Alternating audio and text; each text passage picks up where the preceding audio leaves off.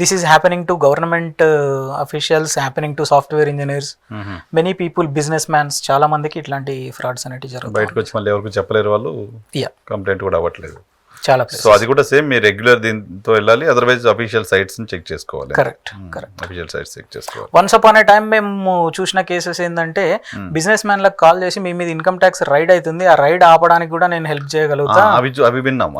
ఈ రైడ్ ఆపడానికి కూడా నేను హెల్ప్ చేయగలుగుతా, మాకు ఇంత అమౌంట్ కావాలి అని చెప్పేసి.